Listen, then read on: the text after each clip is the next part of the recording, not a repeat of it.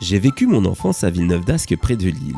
Et comme vous le savez, dès mon plus jeune âge, je portais un grand intérêt à tout ce qui pouvait me faire peur. Histoires que je racontais à mes amis, comme là en ce moment, films d'horreur loués au vidéoclub du centre commercial d'à côté, comme je vous ai raconté précédemment, même des jeux qui pouvaient me pousser à avoir peur. On allait notamment visiter des parkings souterrains en s'éclairant juste d'une lampe de poche. Tout était bon pour obtenir le grand frisson. À l'adolescence, bien sûr, j'ai continué cette recherche de la peur. C'est donc tout naturellement que j'ai pris connaissance de l'histoire de la maison hantée de M, une ville voisine à la mienne. La réputation de cette maison abandonnée a été très vite faite, gonflée par les rumeurs qui allaient bon train sur celle-ci. Je vous invite toutes et tous à vérifier l'existence de cette maison sur internet et à découvrir son architecture digne de la maison de Psychose. Cette baraque vous foutait une trouille bleue rien qu'à le regarder. Et en plus, rien n'expliquait son implantation si isolée du reste de la rue où elle avait été construite. L'histoire de cette maison mentionne que dans les années 70, un jeune garçon y serait mort dans des circonstances plus qu'étranges. En effet, au dire des gens, le gamin aurait été retrouvé en bas des escaliers, la tête complètement retournée. Les parents inconsolables quittèrent la maison dans les mois qui suivirent. Et 1 an après le drame, une autre famille s'y installa. Elle était composée de jeunes parents, d'un jeune garçon et d'une petite fille. Très vite, ils signalèrent à la gendarmerie de Villeneuve-d'Ascq des faits étranges qui se passaient dans cette maison. Ils étaient persuadés que celle-ci était hantée, notamment par le petit garçon qui était mort 1 an auparavant. Un rapport de gendarmerie rédigé en 1978 y fait état d'étranges bruits non expliqués pendant la visite des gendarmes. On raconte aussi que la famille avait fait appel à un médium qui aurait refusé de rentrer dans celle-ci, prétextant que le mal y avait élu domicile. Il conseilla à la famille de partir de cet endroit dès que possible. Et coïncidence ou pas, 4 jours après, la famille quitta la maison, en pleine nuit, avec quelques affaires prises dans la hâte. Quand on demanda au père de famille pourquoi il avait quitté les lieux précipitamment, il expliqua qu'il était descendu pour boire un peu d'eau et qu'il aurait vu sa fille pendue dans la salle à manger. Un petit garçon à la tête à l'envers lui aurait dit alors qu'il allait bientôt jouer avec ses enfants et qu'il leur parlait déjà très souvent.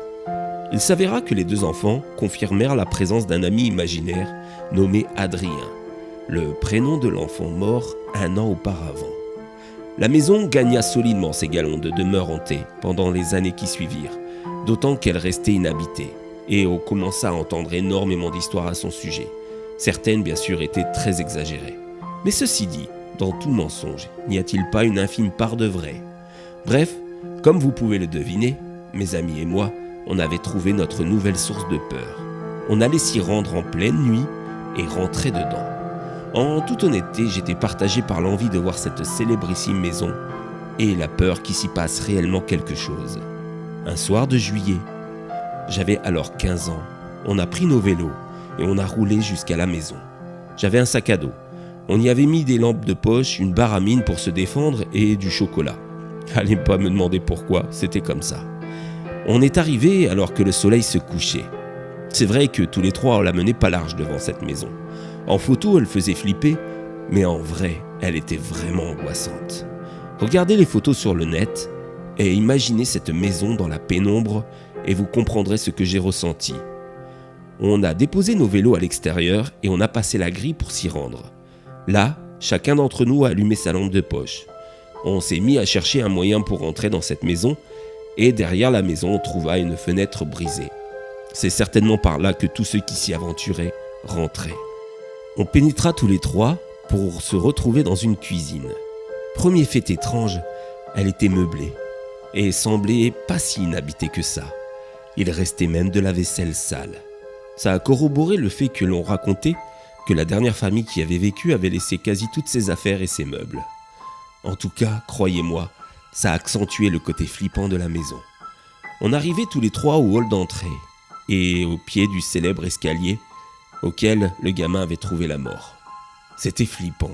Sérieux, nos lampes de poche balayaient les moindres recoins de la maison. On continuait à avancer et on se rendit en groupe dans la salle à manger. C'était une grande pièce poussiéreuse et flippante elle aussi. Il y avait une grande table, des chaises et un canapé en état correct mais très sale. Et puis, on a décidé de monter à l'étage. Franchement, on faisait pas les malins. Pourtant, jusque-là, ce n'était qu'une maison abandonnée, sans vie. mais il émanait d'elle une ambiance très angoissante. Nous étions en train de monter l'escalier, que j'ai entendu comme quelqu'un qui courait en bas. À ce moment-là, j'ai compris qu'on faisait une connerie à être dans cette maison. Malgré tout, poussé par la curiosité, on a continué notre visite. À l'étage, on était encore plus dans l'obscurité.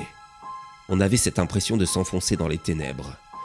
On voulait flipper, c'était réussi, croyez-moi.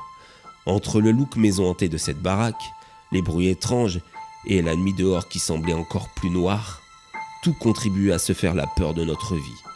Pourtant, comme si ça ne suffisait pas, et con comme je l'étais à l'époque, n'oubliez pas que j'avais 15 ans, j'ai lancé la plus stupide idée qu'on puisse avoir dans pareille situation, celle de nous séparer. Et pour montrer que j'étais le plus courageux d'entre nous, et surtout le plus idiot, j'ai décidé d'aller visiter la cave tout seul. Greg, lui, serait resté au premier, et Lionel se tapait le rez-de-chaussée. Ils étaient tous deux admiratifs de mon courage, et moi intérieurement je regrettais déjà mon excès de zèle. Je m'en souviens encore comme si c'était hier. Je descendais les marches de l'escalier en éclairant celle-ci d'un halo de ma lampe de poche. Vous voyez, finalement l'urbex n'a rien inventé, on était très en avance. Bref, une fois arrivé dans la cave, je balayais ma lampe de poche de gauche à droite. C'était un véritable foutoir. Étagères renversées, cartons déchirés, tout un tas d'objets en bordel. Soudain, un bruit attira mon attention au fond de celle-ci. J'ai de suite pensé à un rat, mais ça c'était pour me rassurer. J'insistais un peu plus sur l'endroit. Des étagères étaient renversées. Contre le mur du fond, il y avait des dossiers, des papiers, des bocaux vides. Et c'est là que je l'ai vu. Son visage était blanc, ses yeux vitreux. C'était l'enfant mort quelques années auparavant. Vous pensez l'espace d'un instant que c'est une hallucination, que votre esprit bug. Je suis resté là juste assez de temps pour voir sa tête pivoter à 180 degrés. Et là, j'ai hurlé. J'ai remonté l'escalier 4 à 4. Mes amis hurlèrent d'ailleurs en même temps que moi. On a couru tous les trois pour s'échapper de cette maison le plus vite possible. Après être sortis, on a roulé à fond avec nos vélos pendant au moins une dizaine de minutes. On avait les yeux remplis de larmes, on était totalement effrayés. Quand on s'est enfin arrêté, on s'est raconté ce qui nous avait fait paniquer. Apparemment, on avait tous les trois vu quelque chose d'effrayant, en même temps. Moi, c'était le petit garçon dans la cave. Lionel avait vu une fillette pendue dans la salle à manger. Et Greg avait vu un enfant qui rampait au sol avec la tête à l'envers. Pendant longtemps, on a gardé ça pour nous, préférant en parler le moins possible. Une chose est sûre, ce soir-là, on a flippé comme jamais. En 2006, cette maison a été rachetée par une église évangélique. Les paroissiens y rapportaient bon nombre de phénomènes paranormaux. Mais ils en avaient pour ainsi dire pas peur, car leur foi en Dieu les protégeait. C'est en 2014 que la maison a pris feu mystérieusement et a fini en tas de ruines. Les démolisseurs sont venus détruire le reste, mais certains parlent d'engins tombant mystérieusement en panne. Un ouvrier raconte même avoir vu un enfant avec la tête à l'envers. Depuis, il subsiste de cette maison que les grilles qui entourent le terrain qui depuis est à vendre, mais ne trouvant pas preneur. Je passe souvent devant ce terrain, car j'ai une cliente qui habite à 300 mètres de celui-ci. Mais cet hiver, un soir de décembre, alors qu'il pleuvait et que la nuit était tombée, je suis passé devant, en roulant doucement, car la route était glissante. Je ne sais pas pourquoi. J'ai regardé dans la direction de cette maison qui me faisait tant peur. Et c'est là que je l'ai vu, accroché à la grille. L'enfant avec sa tête retournée. Il m'a fait signe. J'ai accéléré et j'ai même failli avoir un accident. J'en tremble encore en vous le racontant. Inutile bien sûr de vous préciser que depuis, pour me rendre chez cette cliente, je fais un gros détour.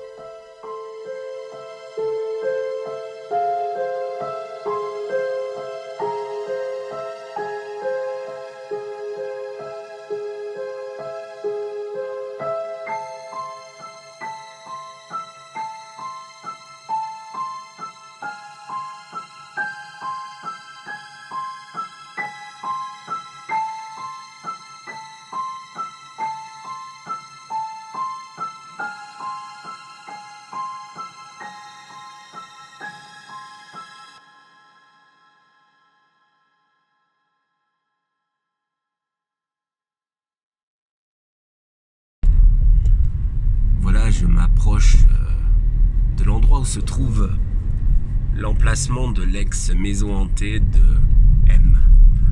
Comme vous pouvez le voir sur votre gauche, voilà ce qui est devenu cet emplacement. Cet endroit, là, ces murs et cette grille avec ces caravanes, c'est là que se trouvait la maison de M. Elle a été détruite dans un incendie en 2016, il me semble. Voilà ce qu'il reste de ce vestige de maison hantée. À vous qui avez eu le courage de regarder cette vidéo, n'hésitez pas à la partager et à vous abonner. Sans quoi, je serai obligé de vous retrouver et de m'occuper de vous.